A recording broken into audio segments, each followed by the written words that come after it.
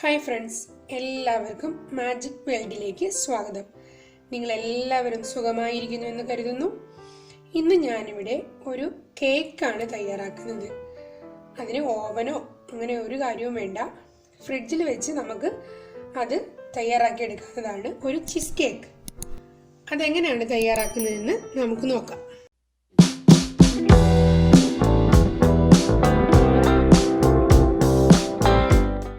അതിനുവേണ്ടി ഞാനിവിടെ 250 ഗ്രാം ആരോ റൂട്ടിൻ്റെ ബിസ്ക്കറ്റാണ് എടുത്തിരിക്കുന്നത്.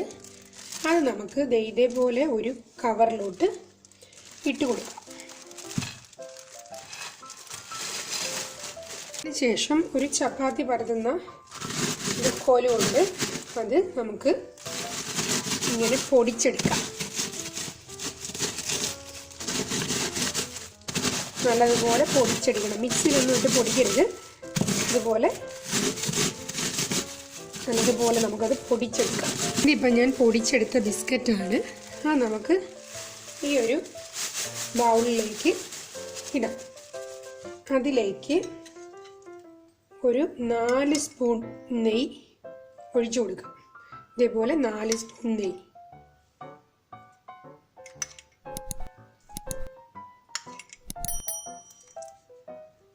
എന്നിട്ട് നമുക്കത് നല്ലതുപോലെ ഒന്ന് മിക്സ് ചെയ്യാം.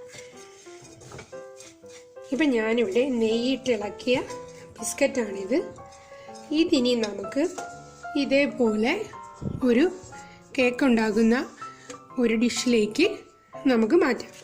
ഇതിൽ ബിസ്ക്കറ്റ് ഇടുന്നതിന് മുൻപ് നമുക്ക് ഒരല്പം ഇതേപോലത്തെ ബട്ടർ എടുത്തിട്ട് ആ ബട്ടർ ഈ ഡിഷിൻ്റെ അടിഭാഗത്ത് ഇങ്ങനെ ഒന്ന് തൂത്ത് കൊടുക്കണം. 4 വശവും ജസ്റ്റ് ഒന്ന് തൂത്ത് കൊടുത്തിട്ട് അതിലേക്ക് നമ്മൾ എല്ലായിടവും പിടിക്കണം. കാരണം ഇല്ലെങ്കിൽ നമ്മുടെ കേക്ക് ഇതിനകത്ത് ഒട്ടിപ്പിടിക്കും. ഇതിലേക്ക് ഒരു ശകലം ഗോതമ്പ് പൊടി ഇട്ട് കൊടുക്കും. എന്നിട്ട് ആ ഗോതമ്പ് പൊടി ഇതേപോലെ എല്ലായിടവും കൊണ്ടുവന്ന് ആ ബട്ടറിൽ ആ ഗോതമ്പ് പൊടി അങ്ങ് പിടിക്കും.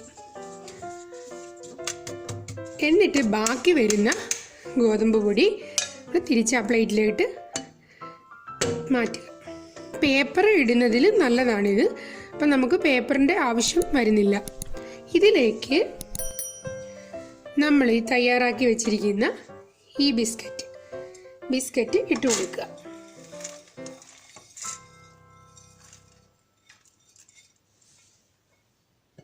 ബിസ്ക്കറ്റ് ഇട്ട് കൊടുത്ത് അത് ഇതേപോലെ 4 വശവും ഒന്ന് അമർത്തി കൊടുക്കുക. ഇതേപോലെ നമ്മൾ ബിസ്ക്കറ്റ് നല്ലതുപോലെ ഒരു സ്പൂൺ വെച്ച് അമർത്തി കേക്കിൻ്റെ ഇതാണ് ബേസ് ആക്കി. ഇനി ഇതൊരു 10-15 മിനിറ്റ് 10-20 മിനിറ്റോളം ഫ്രിഡ്ജിൽ വയ്ക്കാം. അപ്പോഴത്തേനും നമുക്ക് അതിൻ്റെ ബാക്കി കാര്യങ്ങൾ തയ്യാറാക്കാം.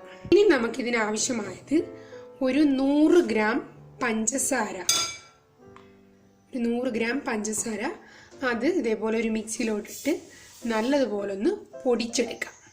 ഇതിപ്പോൾ ഞാൻ മിക്സിയിൽ പഞ്ചസാര പൊടിച്ചതാണ്. ഇനി അതിലേക്ക് ഞാനിവിടെ ഒരു 150 ഗ്രാം അണ്ടിപ്പരിപ്പ് 3 മണിക്കൂർ വെള്ളത്തിലിട്ട് കുതിർത്തതാണ്. അത് നമുക്ക് ഈ പൊടിച്ച പഞ്ചസാരയിലോട്ടിട്ട് ഒന്ന് അരച്ചെടുക്കാം. ഇതിലേക്ക് ഒരു 2 സ്പൂൺ ഇതുപോലെ 2 സ്പൂൺ തേങ്ങ ക്രീം, അതായത് ഞാനിത് റെഡിമെയ്ഡ് വാങ്ങിയതാണ്. Coconut milk. ഇത് ഞാൻ ഫ്രിഡ്ജിൽ വെച്ച് തണുപ്പിച്ചതാണ്. ഫ്രിഡ്ജിൽ ഒഴിച്ച് തണുപ്പിക്കുമ്പോൾ നമുക്ക് ഇതേപോലെ കിട്ടും. ഇതുപോലെ 2 സ്പൂൺ കോക്കനട്ട് മിൽക്ക് ഇതിലേക്കിട്ട് അതുകൂടി ഒന്ന് നല്ലതുപോലെ അരയ്ക്കുക. ഇനി ഇതിലേക്ക് ഒരു നാരങ്ങയുടെ നീര് കൂടി ഒഴിച്ച് ഒന്ന് അരയ്ക്കാം. 25 ഗ്രാം ബട്ടറും നമ്മൾ തയ്യാറാക്കി വെച്ചിരിക്കുന്ന 1/2 കിലോ പഴുത്ത മാങ്ങയും ഇനി നമുക്ക് നല്ലപോലെ ഒന്ന് അരച്ചെടുക്കാം. ഇത് റെഡി ആയിട്ടുണ്ട്. ഇനി ഇതിലേക്ക് നമുക്ക് അല്പം വാനില എസൻസ് കൂടി ഒഴിച്ച് ഒന്നുകൂടി ഒന്ന് ജസ്റ്റ് ഒന്ന് അരച്ചെടുക്കാം.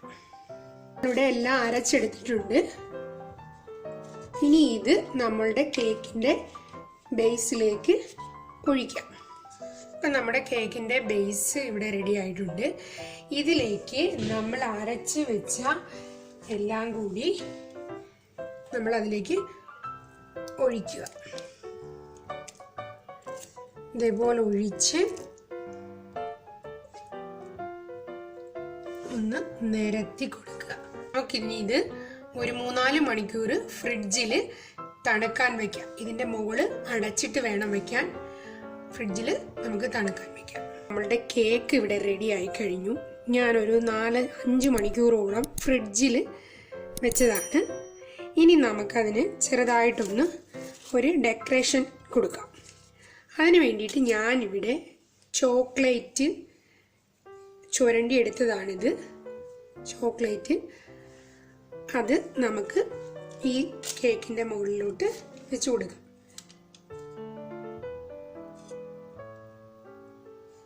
നമ്മളുടെ കേക്ക് ഇവിടെ റെഡി ആയി കഴിഞ്ഞു. ഞാനൊരു 4-5 മണിക്കൂറോളം ഫ്രിഡ്ജിൽ വെച്ചതാണ്. ഇനി നമുക്കതിന് ചെറുതായിട്ടൊന്ന് ഒരു ഡെക്കറേഷൻ കൊടുക്കാം. അതിന് വേണ്ടിയിട്ട് ഞാനിവിടെ ചോക്ലേറ്റ് ചുരണ്ടി എടുത്തതാണിത്. ചോക്ലേറ്റ് അത് നമുക്ക് ഈ കേക്കിൻ്റെ മുകളിലോട്ട് വെച്ച് കൊടുക്കാം. ഇനി നമുക്കിതൊന്ന് തുറന്നെടുക്കാം. ഞാൻ ഉപയോഗിച്ച ഈ കേക്കിൻ്റെ പാത്രം ഇതേപോലെ തുറന്നെടുക്കാൻ പറ്റുന്നതാണ്. നമുക്ക് ഇതിൻ്റെ ഒരു പീസ് ഒന്ന് മുറിച്ച് സെർവ് ചെയ്യാം. ഇപ്പം നിങ്ങൾക്ക് പെട്ടെന്ന് തന്നെ ഇത് ഉപയോഗിക്കണമെങ്കിൽ ഒരു 2 മണിക്കൂർ ഇത് ഫ്രീസറിൽ വെച്ചിട്ട് നമുക്ക് എടുക്കാവുന്നതാണ്. അഥവാ നമ്മൾ നോർമൽ ഫ്രിഡ്ജിലാണ് വയ്ക്കുന്നതെങ്കിൽ ഇതൊരു 6-7 മണിക്കൂറോളം വയ്ക്കണം. അപ്പോൾ നിങ്ങൾക്ക് എൻ്റെ വീഡിയോ ഇഷ്ടമായെങ്കിൽ ലൈക്ക് ചെയ്യാനും ഷെയർ ചെയ്യാനും കമൻറ്റ് ചെയ്യാനും സബ്സ്ക്രൈബ് ചെയ്യാനും ആ തൊട്ടടുത്ത് കാണുന്ന കുഞ്ഞു മണിയിൽ ഒന്ന് പ്രസ് ചെയ്യാനും മറന്നു പോകരുത്. അപ്പം നമുക്ക് വീണ്ടും അടുത്ത വീഡിയോയുമായി കാണാം. ടാറ്റാ, ബൈ.